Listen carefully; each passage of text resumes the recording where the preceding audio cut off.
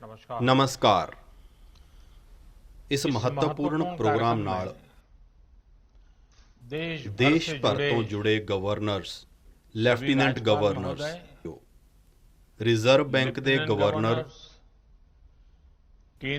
ਕੇਂਦਰੀ ਮੰਤਰੀ ਮੰਡਲ 'ਚ ਮੇਰੇ ਸਾਥੀਓ, ਸੂਬਿਆਂ ਦੇ ਮੁੱਖ ਸਕੱਤਰ, ਵੱਖੋ ਵੱਖਰੀਆਂ ਸਨਅਤਾਂ ਤੇ ਸੰਗਠਨਾਂ ਨਾਲ ਜੁੜੇ ਸਾਥੀਓ, अलग-अलग इंडस्ट्री एसोसिएशन से जुड़े साथीगण, ਸਟਾਰਟਅਪ, ਫਿਨਟੈਕ ਦੀ ਦੁਨੀਆ ਨਾਲ ਜੁੜੇ ਮੇਰੇ ਨੌਜਵਾਨ ਸਾਥੀ, ਬੈਂਕਾਂ ਦੇ ਸੀਨੀਅਰ ਅਧਿਕਾਰੀ ਤੇ ਮੇਰੇ ਭਰਾਵੋ ਤੇ ਭੈਣੋ, ਦੇਸ਼ ਅੱਜ ਡਿਜੀਟਲ ਗਵਰਨੈਂਸ ਨੂੰ ਇੱਕ ਨਵਾਂ ਆਯਾਮ ਦੇ ਰਿਹਾ ਹੈ। ਈ-ਰੂਪੀ ਵਾਊਚਰ ਦੇਸ਼ ਵਿੱਚ ਡਿਜੀਟਲ ਟ੍ਰਾਂਜੈਕਸ਼ਨ को ਡੀਬੀਟੀ ਨੂੰ ਹੋਰ ਅਸਰਦਾਰ ਬਣਾਉਣ ਵਿੱਚ ਬਹੁਤ ਵੱਡੀ ਭੂਮਿਕਾ ਨਿਭਾਉਣ ਵਾਲਾ ਹੈ। ਇਸ ਨਾਲ ਟਾਰਗੇਟਡ, ਟ੍ਰਾਂਸਪੇਰੈਂਟ ਤੇ ਲੀਕੇਜ ਫ੍ਰੀ ਡਿਲੀਵਰੀ ਵਿੱਚ ਸਾਰਿਆਂ ਨੂੰ ਵੱਡੀ ਮਦਦ ਮਿਲੇਗੀ। 21ਵੀਂ ਸਦੀ ਦਾ ਭਾਰਤ ਅੱਜ ਕਿਸ ਤਰ੍ਹਾਂ ਨਾਲ ਆਧੁਨਿਕ ਤਕਨਾਲੋਜੀ ਦੀ ਮਦਦ ਨਾਲ ਅੱਗੇ ਵਧ ਰਿਹਾ ਹੈ, ਤਕਨਾਲੋਜੀ ਨੂੰ ਲੋਕਾਂ ਦੇ ਜੀਵਨ ਨਾਲ ਜੋੜ ਰਿਹਾ ਹੈ, ਈ-ਰੂਪੀ ਇਸ ਦਾ ਇੱਕ ਪ੍ਰਤੀਕ ਹੈ ਅਤੇ ਮੈਨੂੰ ਖੁਸ਼ੀ ਹੈ ਕਿ ਇਹ ਸ਼ੁਰੂਆਤ ਉਸ ਵੇਲੇ ਹੋ ਰਹੀ ਹੈ ਜਦ ਦੇਸ਼ ਆਜ਼ਾਦੀ ਦੇ 75ਵੇਂ ਸਾਲ ਤੇ ਅੰਮ੍ਰਿਤ ਮਹੋਤਸਵ ਮਨਾ ਰਿਹਾ ਹੈ ਅਤੇ ਅਜਿਹੇ ਸਮੇਂ ਵਿੱਚ ਦੇਸ਼ ਨੇ ਫਿਊਚਰਿਸਟਿਕ ਰਿਫਾਰਮ ਵੱਲ ਇੱਕ ਹੋਰ ਅਹਿਮ ਕਦਮ ਵਧਾਇਆ ਹੈ। ਸਾਥੀਓ, ਸਰਕਾਰ ਹੀ ਨਹੀਂ, ਜੇਕਰ ਕੋਈ ਆਮ ਸੰਸਥਾ ਜਾਂ ਸੰਗਠਨ ਕਿਸੇ ਦੇ ਇਲਾਜ ਵਿੱਚ, ਕਿਸੇ ਦੀ ਪੜ੍ਹਾਈ ਵਿੱਚ ਜਾਂ ਦੂਜੇ ਕੰਮ ਲਈ ਕੋਈ ਮਦਦ ਕਰਨਾ ਚਾਹੁੰਦਾ ਹੈ ਤਾਂ ਉਹ ਕੈਸ਼ ਦੀ ਥਾਂ ਤੇ ਈ-ਰੂਪੀ ਦੇ ਸਕੇਗਾ। ਇਸ ਨਾਲ ਇਹ ਯਕੀਨੀ ਹੋਵੇਗਾ ਕਿ ਉਸ ਵੱਲੋਂ ਦਿੱਤਾ ਗਿਆ ਪੈਸਾ ਉਸੇ ਕੰਮ ਵਿੱਚ ਲੱਗਾ ਹੈ ਜਿਸ ਦੇ ਲਈ ਉਹ ਰਕਮ ਦਿੱਤੀ ਗਈ ਹੈ। ਅਜੇ ਸ਼ੁਰੂਆਤੀ ਗੇੜ ਵਿੱਚ ਇਹ ਯੋਜਨਾ ਦੇਸ਼ ਦੇ ਸਿਹਤ ਖੇਤਰ ਨਾਲ ਜੁੜੇ ਲਾਭਪਾਤਰੀਆਂ ਤੇ ਲਾਗੂ ਕੀਤੀ ਜਾ ਰਹੀ ਹੈ। ਮੰਨ ਲਓ ਕੋਈ ਆਰਗੇਨਾਈਜੇਸ਼ਨ ਸੇਵਾ ਭਾਵ ਨਾਲ 100 ਗਰੀਬਾਂ ਨੂੰ ਵੈਕਸੀਨ ਲਗਵਾਉਣਾ ਚਾਹੁੰਦਾ ਹੈ। ਮੁਫਤ ਵੈਕਸੀਨ ਦੀ ਜਾ ਰਹੀ ਹੈ, ਉਸका ਲਾਭ ਲੈਣਾ ਨਹੀਂ ਚਾਹਤਾ ਹੈ, ਈ-ਰੂਪੀ ਵਾਊਚਰ ਦੇ ਸਕਦਾ ਹੈ। ਪ੍ਰਾਈਵੇਟ ਹਸਪਤਾਲੋं में ਈ-ਰੂਪੀ ਵਾਊਚਰ ਇਹ ਯਕੀਨੀ ਬਣਾਏਗਾ ਕਿ ਉਸ ਦੀ ਵਰਤੋਂ ਵੈਕਸੀਨ ਲਗਵਾਉਣ ਲਈ ਹੀ ਹੋਵੇ, ਕਿਸੇ ਹੋਰ ਕੰਮ ਵਿੱਚ ਨਹੀਂ। ਤਾਂ ਉਹ ਇਹਨਾਂ 100 ਗਰੀਬਾਂ ਨੂੰ ਸਮੇਂ ਦੇ ਨਾਲ ਇਸ ਵਿੱਚ ਹੋਰ ਵੀ ਚੀਜ਼ਾਂ ਜੁੜਦੀਆਂ ਜਾਣਗੀਆਂ, ਜਿਵੇਂ ਕੋਈ ਕਿਸੇ ਦੇ ਇਲਾਜ ਤੇ ਖਰਚ ਕਰਨਾ ਚਾਹੁੰਦਾ ਹੈ, ਕੋਈ ਟੀਬੀ ਦੇ ਮਰੀਜ਼ ਨੂੰ ਸਹੀ ਦਵਾਈਆਂ ਅਤੇ ਖੁਰਾਕ ਲਈ ਆਰਥਿਕ ਮਦਦ ਦੇਣਾ ਚਾਹੁੰਦਾ ਹੈ, ਜਾਂ ਫਿਰ ਬੱਚਿਆਂ ਨੂੰ, ਗਰਭਵਤੀ ਮਹਿਲਾਵਾਂ ਨੂੰ ਭੋਜਨ ਤੇ ਪੋਸ਼ਣ ਨਾਲ ਜੁੜੀਆਂ ਦੂਜੀਆਂ ਸਹੂਲਤਾਂ ਪਹੁੰਚਾਉਣਾ ਚਾਹੁੰਦਾ ਹੈ, ਤਾਂ ਈ-ਰੂਪੀ ਉਹਨਾਂ ਲਈ ਬਹੁਤ ਮਦਦਗਾਰ ਸਾਬਿਤ ਹੋ।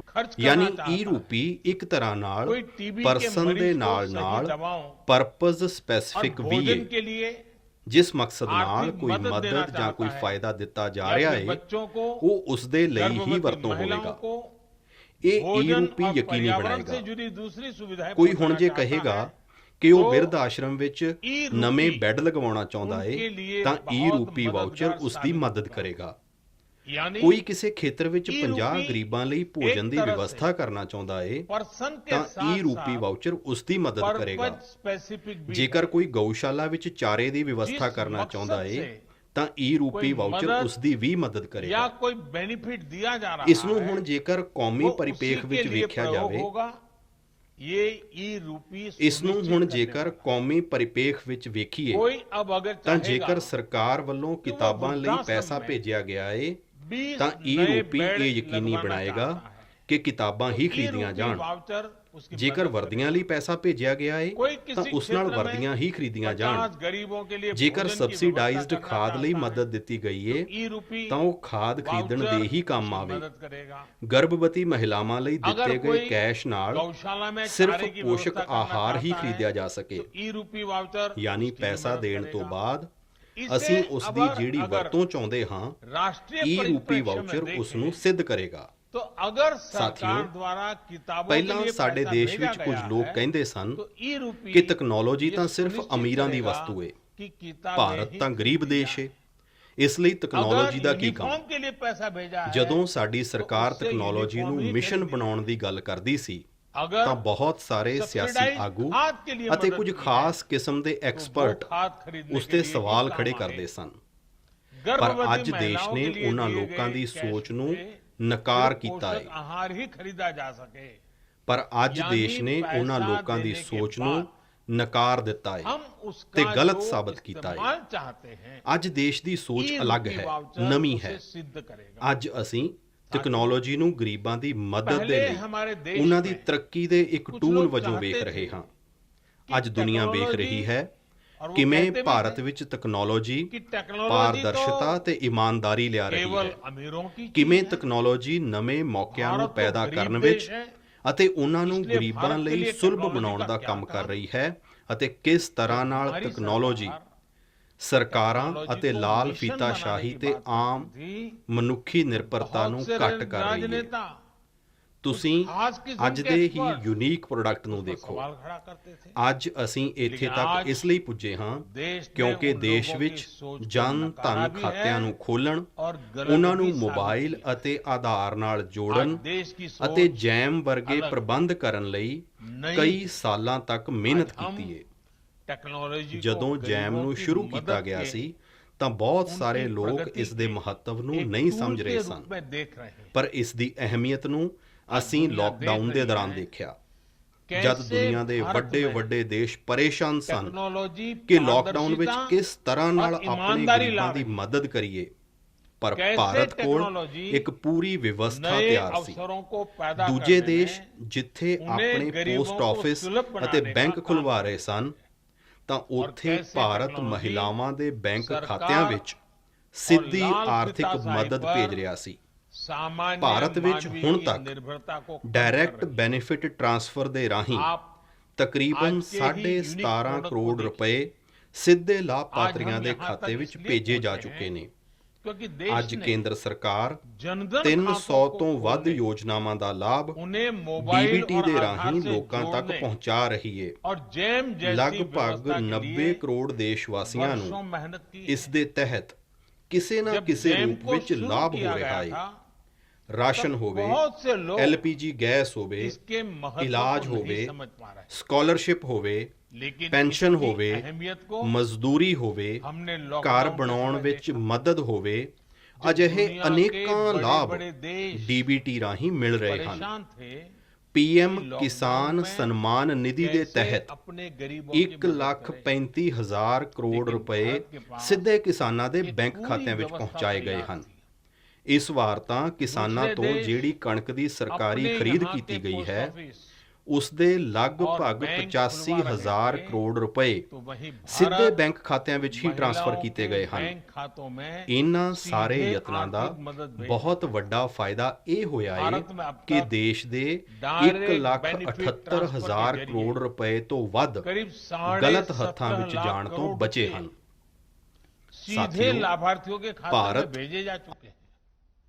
ਅੱਜ ਦੁਨੀਆ ਨੂੰ ਦਿਖਾ ਰਿਹਾ ਹੈ ਕਿ ਤਕਨਾਲੋਜੀ ਨੂੰ ਅਡਾਪਟ ਕਰਨ ਵਿੱਚ, ਉਸ ਨਾਲ ਜੁੜਨ ਵਿੱਚ ਉਹ ਕਿਸੇ ਤੋਂ ਵੀ ਪਿੱਛੇ ਨਹੀਂ ਹੈ। ਇਨੋਵੇਸ਼ਨ ਦੀ ਗੱਲ ਹੋਵੇ, ਸਰਵਿਸ ਡਿਲੀਵਰੀ ਵਿੱਚ ਤਕਨਾਲੋਜੀ ਦੀ ਵਰਤੋਂ ਹੋਵੇ, ਭਾਰਤ ਦੁਨੀਆ ਦੇ ਵੱਡੇ ਦੇਸ਼ਾਂ ਨਾਲ ਮਿਲ ਕੇ ਗਲੋਬਲ ਲੀਡਰਸ਼ਿਪ ਦੇਣ ਦੀ ਸਮਰੱਥਾ ਰੱਖਦਾ ਹੈ। ਪਿਛਲੇ 7 ਸਾਲਾਂ ਵਿੱਚ ਭਾਰਤ ਨੇ ਆਪਣੀ ਪ੍ਰਗਤੀ ਨੂੰ ਜਿਹੜੀ ਗਤੀ ਦਿੱਤੀ ਹੈ ਉਸ ਵਿੱਚ ਤਕਨਾਲੋਜੀ ਦੇ ਸਹੀ ਇਸਤੇਮਾਲ ਦੀ ਵੱਡੀ ਭੂਮਿਕਾ ਹੈ। ਤੁਸੀਂ ਸੋਚੋ ਕਿ 8-10 ਸਾਲ ਪਹਿਲਾਂ ਕਿਸੇ ਨੇ ਕਲਪਨਾ ਕੀਤੀ ਸੀ ਕਿ ਟੋਲ ਬੂਥ DBT ਤੇ से ਕਰੋੜਾਂ मिल ਗੱਡੀਆਂ रहे हैं। ਬਿਨਾਂ ਕਿਸੇ ਫਿਜ਼ੀਕਲ PM ਟ੍ਰਾਂਜੈਕਸ਼ਨ ਦੇ किसान सम्मान ਲੈਣ ਦੇਣ निधि के ਕਰਕੇ तहत ਲੰਘਣਗੀਆਂ।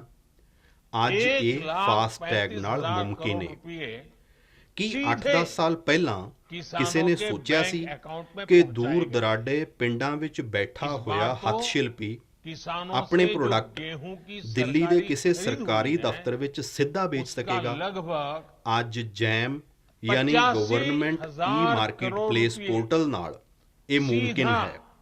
ਕਿ किसानों के 8-10 ਸਾਲ बैंक ਪਹਿਲਾਂ खातों ਕਿਸੇ में ਨੇ ही ਸੋਚਿਆ ट्रांसफर ਸੀ किया गया है। ਕਿ ਸਾਡੇ ਸਰਟੀਫਿਕੇਟਸ इन सारे ਡਾਕੂਮੈਂਟਸ प्रयोगों का ਹਰ ਵੇਲੇ बहुत ਡਿਜੀਟਲੀ बड़ा ਸਾਡੀ लाभ ये ਜੇਬ ਵਿੱਚ हुआ ਹੋਣਗੇ, है कि ਹਰ देश ਜਗ੍ਹਾ के ਇੱਕ ਕਲਿੱਕ ਨਾਲ ਇਸਤੇਮਾਲ करीब ਹੋਣਗੇ। करीब पौने ਅੱਜ 2 ਇਹ लाख ਡਿਜੀ ਲੋਕਰ करोड़ ਨਾਲ रुपए से ਮੁਮਕਿਨ ਹੈ। अधिक ਕਿ 8-10 ਸਾਲ ਪਹਿਲਾਂ हाथों ਕਿਸੇ में ਨੇ जाने ਸੋਚਿਆ से ਸੀ बचें। ਕਿ ਭਾਰਤ ਵਿੱਚ साथियों, MSME ਸੈਕਟਰ ਦੇ भारत ਉਦਮੀਆਂ ਨੂੰ आज ਸਿਰਫ दुनिया 59 को ਮਿੰਟ ਵਿੱਚ दिखा रहा ਲੋਨ है ਅਪਰੂਵ ਹੋ ਸਕੇਗਾ। कि टेक्नोलॉजी ਅੱਜ को एडप्ट ਭਾਰਤ करने ਵਿੱਚ में ਇਹ ਵੀ ਮੁਮਕਿਨ ਹੈ। उससे जुड़ने ਅਤੇ में ਇਸੇ ਤਰ੍ਹਾਂ वो किसी 8-10 से ਸਾਲ भी ਪਹਿਲਾਂ पीछे ਕੀ नहीं ਤੁਸੀਂ है। ਸੋਚਿਆ ਸੀ ਕਿ ਤੁਸੀਂ ਕਿਸੇ ਕੰਮ Innovations ਲਈ की बात हो, ਇੱਕ ਡਿਜੀਟਲ ਵਾਊਚਰ ਭੇਜੋਗੇ सर्विस ਤੇ ਕੰਮ डिलीवरी ਹੋ में ਜਾਵੇਗਾ। टेक्नोलॉजी ਅੱਜ के ਇਹ ਵੀ इस्तेमाल हो, ਈ ਰੂਪੀ ਦੇ ਰਾਹੀਂ भारत ਮੁਮਕਿਨ दुनिया ਹੋ के ਚੁੱਕਾ बड़े ਹੈ। देशों के साथ मिलकर ਮੈਂ ग्लोबल ਅਜਿਹੇ ਕਿੰਨੇ ਹੀ लीडरशिप ਉਦਾਹਰਣ देने की ਤੁਹਾਨੂੰ क्षमता ਗਿਣਾ रखता ਸਕਦਾ है। ਹਾਂ। ਇਸ ਮਹਾਮਾਰੀ ਦੇ 7 ਦੌਰਾਨ सालों में ਵੀ ਦੇਸ਼ ਨੇ ਤਕਨੀਕ ने ਦੀ ਤਾਕਤ ਨੂੰ ਮਹਿਸੂਸ अपनी ਕੀਤਾ ਹੈ। प्रगति को जो गति ਆਰੋਗਯ दी है, ਸੇਤੂ ਐਪ ਦਾ ਉਦਾਹਰਣ ਵੀ उसमें ਸਾਡੇ टेक्नोलॉजी ਸਾਹਮਣੇ के ਹੈ। सही इस्तेमाल ਅੱਜ की बड़ी ਇਹ भूमिका है। ਐਪ ਸਭ ਤੋਂ ਵੱਧ ਆਪ ਸੋਚੀਏ, ਡਾਊਨਲੋਡਡ ਐਪਸ ਵਿੱਚੋਂ ਇੱਕ ਹੈ। क्या 8 ਇਸੇ 10 ਤਰ੍ਹਾਂ साल ਕੋਵਿਨ पहले ਪੋਰਟਲ ਵੀ ਅੱਜ ਸਾਡੇ किसी ने ਵੈਕਸੀਨੇਸ਼ਨ कल्पना ਪ੍ਰੋਗਰਾਮ की ਵਿੱਚ ਵੈਕਸੀਨੇਸ਼ਨ कि ਸੈਂਟਰ ਦੀ टोल ਚੋਣ बूथ ਵਿੱਚ पर ਰਜਿਸਟ੍ਰੇਸ਼ਨ करोड़ों ਵਿੱਚ गाड़ियां ਵੈਕਸੀਨੇਸ਼ਨ बिना ਸਰਟੀਫਿਕੇਟ किसी ਪ੍ਰਾਪਤ ਕਰਨ ਵਿੱਚ physical ਦੇਸ਼ ਵਾਸੀਆਂ transaction ਦੀ के लेन-देन से ਵੱਡੀ निकलेगी। ਮਦਦ ਕਰ ਰਿਹਾ ਹੈ। ਪੁਰਾਣੀ आज के ਵਿਵਸਥਾ ਚੱਲ ਰਹੀ फास्टैग ਹੁੰਦੀ से ਤਾਂ ये संभव ਵੈਕਸੀਨੇਸ਼ਨ हुआ है। ਲਗਵਾਉਣ ਤੋਂ ਬਾਅਦ क्या ਸਰਟੀਫਿਕੇਟ 8-10 ਲਈ साल ਦੌੜਨਾ ਪੈ ਰਿਹਾ पहले ਹੁੰਦਾ। किसी ने ਦੁਨੀਆ ਦੇ सोचा ਕਈ था ਵੱਡੇ ਦੇਸ਼ਾਂ ਨੇ कि ਵੀ दूर ਅੱਜ सुदूर ਪੇਪਰ गांव ਤੇ में ਹੱਥ बैठा ਨਾਲ ਲਿਖ ਕੇ कोई ਸਰਟੀਫਿਕੇਟ हस्तशिल्पी ਦਿੱਤੇ ਜਾ ਰਹੇ ਹਨ। ਪਰ अपने ਭਾਰਤ प्रोडक्ट ਵਿੱਚ ਲੋਕ दिल्ली ਇੱਕ के ਕਲਿੱਕ किसी ਨਾਲ सरकारी ਡਿਜੀਟਲ दफ्तर में ਸਰਟੀਫਿਕੇਟ सीधे ਡਾਊਨਲੋਡ मिल ਕਰ पाएगा। ਰਹੇ ਹਨ। आज ਇਸ ਲਈ जैम ਅੱਜ ਭਾਰਤ ਦਾ यानी ਕੋਵਿਨ ਸਿਸਟਮ गवर्नमेंट ई-मार्केट ਦੁਨੀਆ ਦੇ प्लेस ਕਈ पोर्टल ਦੇਸ਼ਾਂ से ਨੂੰ ਆਕਰਸ਼ਿਤ ਕਰ ਰਿਹਾ ਹੈ।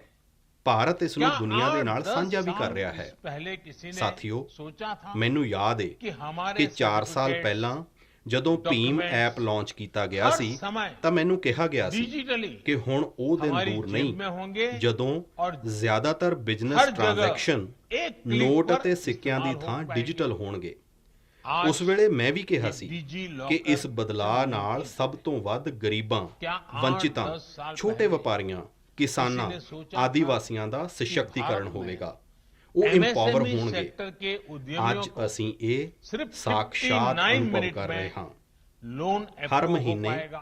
UPI आज ਟ੍ਰਾਂਜੈਕਸ਼ਨ ਦੇ ਨਵੇਂ ਰਿਕਾਰਡ भारत ਬਣ में ਰਹੇ ये ਹਨ। भी मुमकिन है। ਜੁਲਾਈ ਮਹੀਨੇ ਵਿੱਚ ਔਰ ਇਸੇ 300 ਤਰ੍ਹਾਂ ਕਰੋੜ ਤੋਂ ਵੱਧ ਟ੍ਰਾਂਜੈਕਸ਼ਨ 8-10 UPI साल ਨਾਲ ਹੋਏ पहले ਹਨ, ਜਿਸ क्या ਵਿੱਚ आपने 6 ਲੱਖ सोचा ਕਰੋੜ था ਰੁਪਏ ਦਾ ਲੈਣ ਦੇਣ कि ਹੋਇਆ ਹੈ। आप किसी काम ਅੱਜ के ਚਾਹ, लिए ਜੂਸ एक ਤੇ डिजिटल ਫਲ वाउचर ਸਬਜ਼ੀ ਦਾ भेजेंगे ਠੇਲਾ ਲਗਾਉਣ ਵਾਲਾ ਵੀ काम हो ਇਸ ਦੀ जाएगा। ਵਰਤੋਂ ਕਰ ਰਿਹਾ ਹੈ। आज ये ਉੱਥੇ भी ਭਾਰਤ ਦਾ ਰੁਪਏ ਕਾਰਡ ई-रूपी के ਵੀ ਦੇਸ਼ जरिए ਦਾ ਗੌਰਵ मुमकिन ਵਧਾ ਰਿਹਾ हो ਹੈ। चुका है। ਸਿੰਗਾਪੁਰ, ਭੂਟਾਨ मैं ਵਿੱਚ ਵੀ कितने ही ਇਸ ਨੂੰ उदाहरण ਲਾਂਚ आपको ਕੀਤਾ गिना ਜਾ सकता ਚੁੱਕਾ ਹੈ।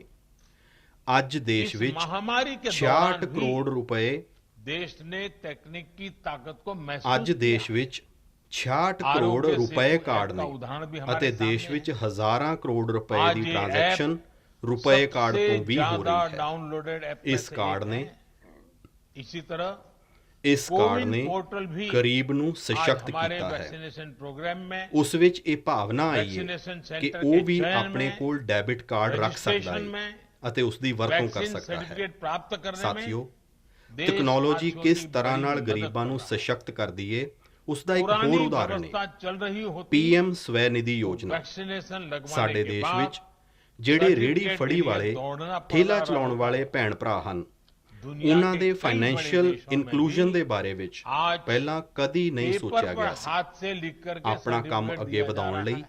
ਉਹਨਾਂ ਨੂੰ ਬੈਂਕ ਤੋਂ लेकिन ਮਦਦ भारत के ਮਿਲਣਾ लोग ਅਸੰਭਵ ਸੀ।